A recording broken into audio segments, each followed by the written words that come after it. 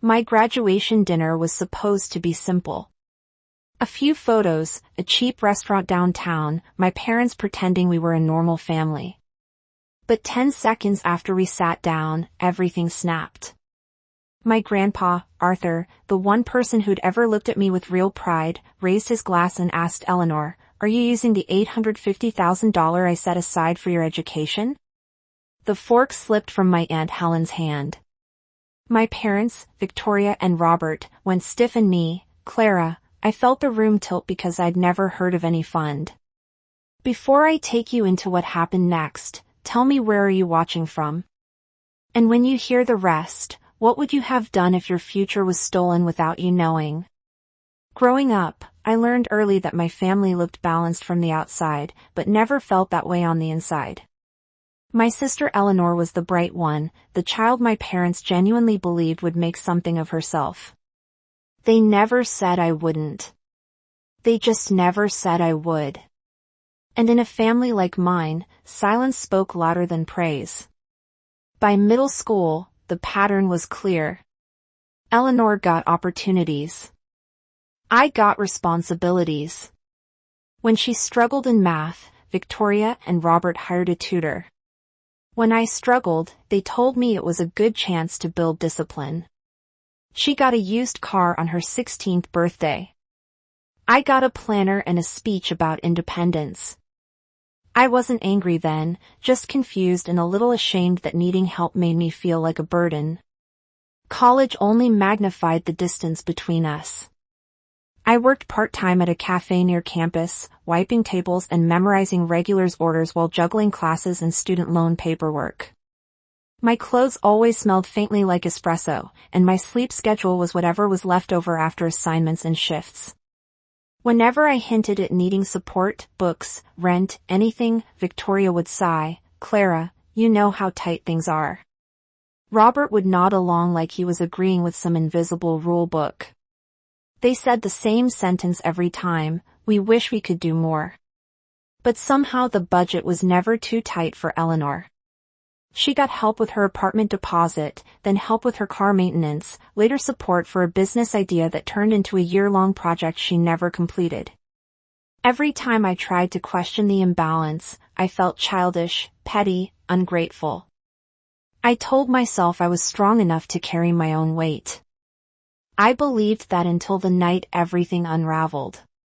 There were small moments beforehand, little flickers of truth that I didn't recognize. Like the afternoon, I stopped by Victoria and Robert's house and found an envelope in the garage with my grandfather Arthur's name on it, mixed with old holiday decorations. Before I could even read the return address, Victoria rushed over, snatched it from my hands, and said, "Old paperwork. Don't worry about it." She shoved it into a drawer she normally kept locked. Her smile was tight, rehearsed. Something inside me whispered that she wasn't telling the truth, but I pushed the feeling down the way I always did. Grandpa Arthur, my father Robert's father, lived in another city. He was gentle, thoughtful, and never said things just to fill the silence. Every card he sent me growing up had the same handwritten line, "Keep going. I believe in you." I didn't know he'd been quietly planning for my future. I didn't know he'd trusted my parents to protect something meant for me. And on the night of my graduation dinner, I still didn't understand why Robert kept checking the door like he was waiting for something or someone to arrive. I had no idea my entire life was about to split open. In the weeks leading up to my graduation dinner, something in my family's rhythm started to shift, even if I couldn't name it yet. It appeared first in the way Victoria watched me when she thought I wasn't looking, tight, nervous glances she tried to hide behind casual smiles. Robert grew more talkative than usual, asking questions about my job, my rent, my classes, as if gathering data for a test he didn't want me to know I was taking. At the time, I wrote it off as pride or midlife emotion. They were finally seeing me graduate. I thought maybe that softened something in them. Then Eleanor showed up to family lunch one Sunday in a new SUV, the kind with leather seats and a dashboard that looked like a small spaceship. When I asked how she afforded it, she laughed and said her business investment had finally paid off. She didn't explain further, and Victoria quickly changed the subject, complimenting her nails, her shoes, anything to keep me from circling back. I let it go, but the questions simmered in me like a slow boil. A few days later, I stopped by Victoria and Robert's house to return a mixing bowl Victoria insisted I had. While walking through the garage, I noticed a plastic bin pushed behind old camping gear. It wasn't the bin that caught my attention, but the envelope sitting on top. My grandfather Arthur's name was on it, printed clearly. I reached for it, but before I could turn it over, Victoria appeared in the doorway, moving faster than I'd ever seen her move. She snatched the envelope and said it was misplaced paperwork before shoving it inside a cabinet. Her voice shook slightly. That was the first moment something inside me twisted hard enough to hurt. That night, I tried to study for finals, but my mind kept drifting back to the garage. What paperwork of Arthur's would be sitting in a dusty bin at my parents' house? Why hide it from me? I replayed Victoria's face in my memory, the flash of panic, the too quick explanation. A question formed in my mind, sharp and unwelcome. What were they hiding? The turning point came the night before graduation. I heard Victoria and Robert arguing in the kitchen, their voices low, but tense enough to vibrate through the hallway.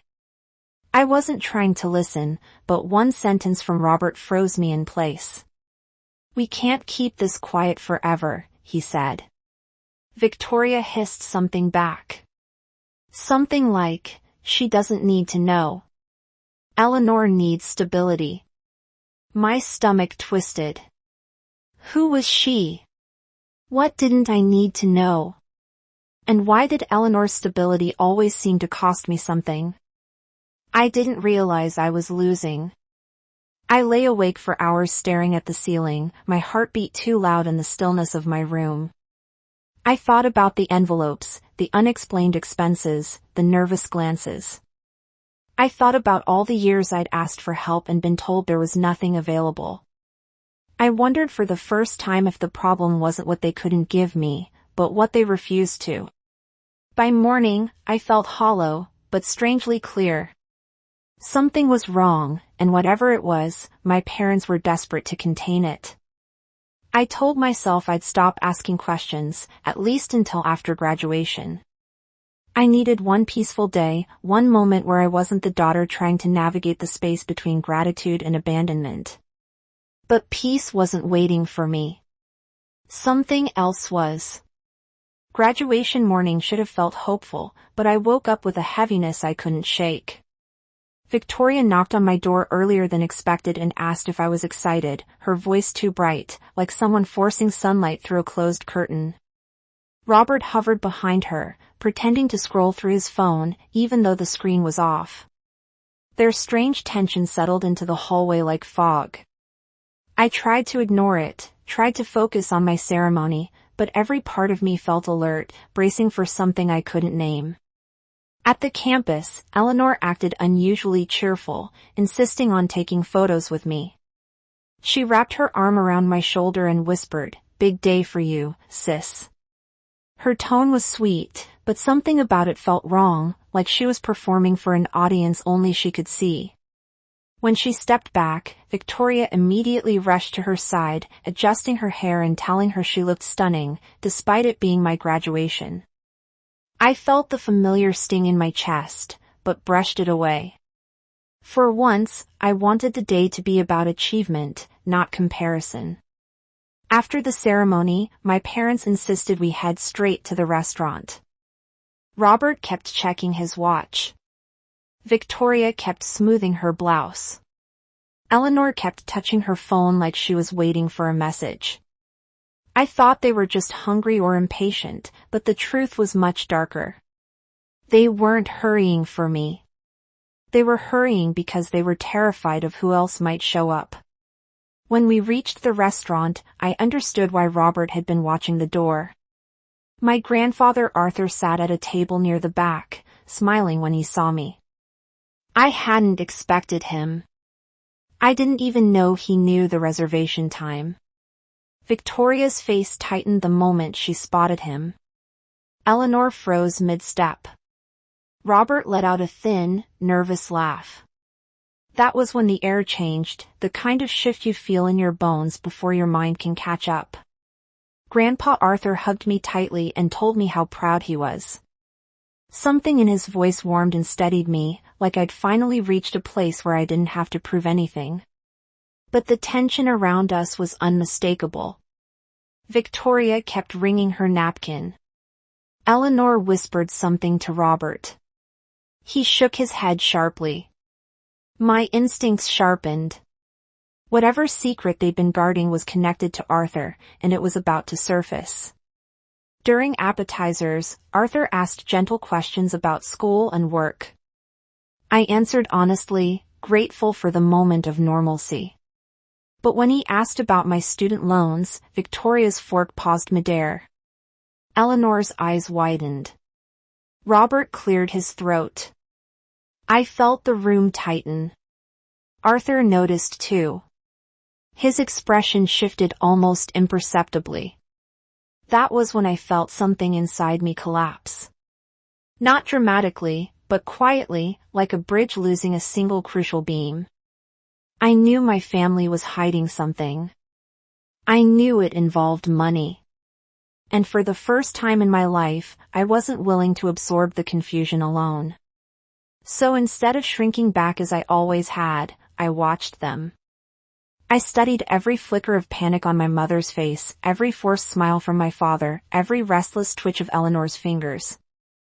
I held my questions close. I didn't push. Not yet. But the old version of me, the one who accepted explanations that never made sense, was gone. A new part of me had surfaced, steadier and sharper, and I was ready to face whatever truth they were trying so desperately to bury. By the time the entree arrived, the energy at the table felt nothing like a celebration. It felt like we were all sitting on a live wire. Victoria barely touched her plate. Robert kept wiping his glasses even though they were clean. Eleanor scrolled through her phone with restless fingers, pretending to be bored, but stealing glances at Arthur every few seconds. The air was thick, as if everyone but me already knew a storm was forming. Arthur cut into his salmon slowly, his eyes drifting between my parents with a calmness that made the tension worse. He asked a few more soft questions about work, my future plans, the apartment I'd been trying to afford without help. I answered honestly, though my throat felt tight. I kept expecting Victoria to interrupt, Robert to make an excuse, Eleanor to throw in some comment to redirect things, but no one did.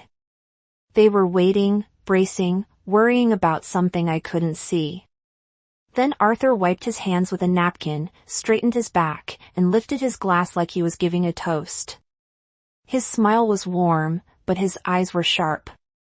He looked at me, not at my parents, not at Eleanor, and said, Clara, sweetheart, I've been meaning to ask you something important. My chest tightened. Even Victoria's breathing halted. Arthur held his glass midway and finished the question that would split my life into before and after. Are you using the $850,000 I set aside for your education?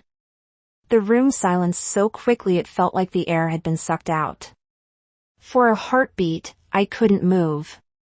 Then I heard a loud metallic clatter. My Aunt Helen, sitting across from me, dropped her fork onto her plate. The sound echoed through the restaurant. Several tables turned to stare. Robert's smile froze like wet cement.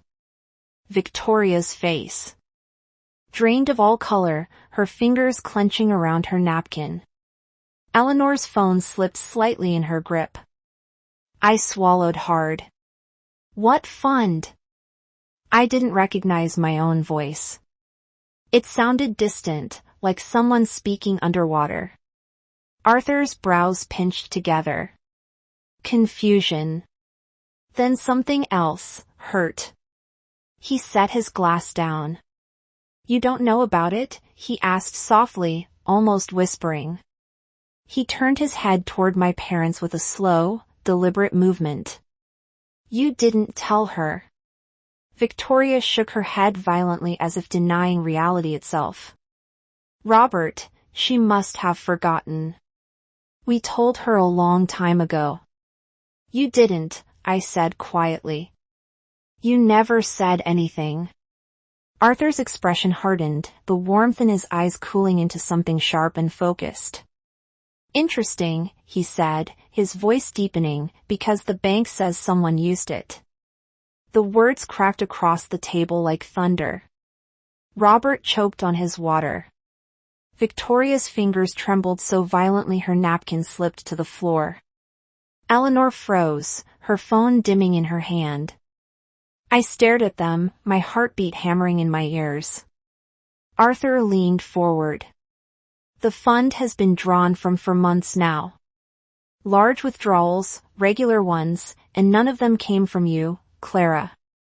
Robert tried to find his voice. Dad, you're misunderstanding. No, Arthur snapped, and the entire restaurant fell silent again. His voice was low, controlled, but furious. I checked twice. I called the bank. I asked for verification. I asked who accessed it, and the answer was, not my granddaughter. Victoria covered her mouth like she was about to faint. Arthur turned to me, his jaw tight. Clara, sweetheart, did you ever authorize your parents to act on your behalf? Did you ever sign anything? No, I whispered. Never. Eleanor shifted her chair, creaking. She finally spoke, her voice forced and light. Arthur, maybe the bank messed up. You know they're always making mistakes. Remember that time. Arthur cut her off with one look. Eleanor's mouth closed instantly. He turned his attention back to my parents, his eyes burning now. Tell me the truth, now. It wasn't a request. It was a command. Robert's shoulders sagged. Victoria squeezed her eyes shut. Eleanor looked at them both, waiting for someone else to clean up a mess she clearly knew existed. Robert finally spoke, voice trembling. We had no choice. We needed help. And Eleanor. Eleanor's head snapped toward him. Dad? No. Robert said, shaking, we have to tell him. Arthur's face hardened. Tell me what? Victoria broke first. Tears spilled down her cheeks. We thought Clara didn't need it. She always took care of herself. She worked. She managed. Eleanor was struggling, Robert. She needed support. And you weren't around to see that. I wasn't around because I trusted you, Arthur said quietly. I trusted you to protect what was hers. Eleanor slammed her hand on the table. Why does it matter? It's still family money. We used it for family things. My stomach twisted. What things? Silence. Then Robert answered, down payment on Eleanor's condo, her car, some of her business expenses, and other things. Groceries, bills, emergencies. Emergencies? I repeated. You mean spa packages, furniture, trips she took? Victoria sobbed harder, but not from remorse, more from being exposed. Arthur's voice shook with restrained anger. You stole from your own daughter. You stole from me. And you lied. Eleanor tried again. Arthur, stop. I'm your granddaughter, too. Don't act like I don't matter. Arthur turned toward her with a coldness I had never seen. You matter, but not more than your sister, and not at the expense of her future. Robert reached out a hand toward Arthur. We plan to pay it back eventually. We just... No, Arthur said, you plan to hide it forever. He stood up abruptly, his chair scraping hard against the floor. The entire restaurant watched. Robert, Victoria whispered, please don't do anything drastic. Arthur looked at me instead. Clara, you're coming with me tomorrow morning. We're going to the bank together, and then we're going to see my attorney. Victoria gasped. No, Robert, please. Arthur pointed at her with shaking fury. You had years to think about consequences. Now you'll face them. Robert sank into his chair, shoulders caving. Eleanor's eyes darted between us, panic rising. This isn't fair. I needed that help. Why couldn't she just work like she always does? She's used to it. The truth cut deeper than any lie. I wasn't angry the way I expected. I didn't scream. I didn't collapse.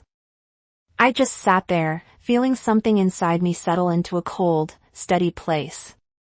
A place that finally understood the shape of betrayal. Arthur rested a gentle hand on my shoulder. You deserved a future, and they stole it from you. But I will fix this. Victoria sobbed into her hands.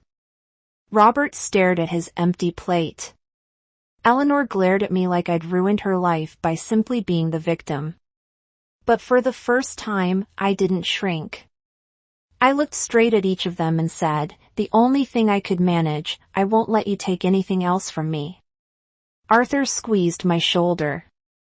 You won't have to. And just like that, the facade of our family shattered piece by piece under the soft restaurant lights. The next morning, I met Arthur outside the bank. He looked tired, older somehow, but steadier than anyone I'd ever known. Inside, the manager confirmed everything, the withdrawals, the signatures, the pattern of access that pointed directly to my parents. Arthur requested the accounts frozen immediately. He asked for printed statements, then calmly scheduled a meeting with his attorney for that afternoon.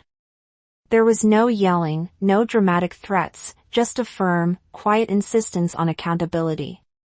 At the attorney's office, I learned the full extent of it. My parents had drained the fund almost completely, using it for Eleanor's condo, Eleanor's car, and months of expenses that had nothing to do with me. The attorney walked me through the next steps, restitution documentation, and a new fund created under my name alone with strict oversight so no one could touch it again. That evening, Arthur sat with me in my small apartment. He apologized, not for their choices, but for trusting the wrong people. I told him he didn't owe me an apology. The betrayal wasn't his. For the first time in years, I felt the ground under me steady, not because everything was fixed, but because the truth was finally mine. In the weeks that followed, my parents tried calling, apologizing, explaining, rewriting the story in every way they could. I didn't argue. I simply stepped back and let distance do the work truth had already started. Arthur's new fund gave me stability, but his honesty gave me something bigger, permission to protect myself. If any part of my story hits home, tell me where you're watching from. And after hearing all this, what would you have done in my place?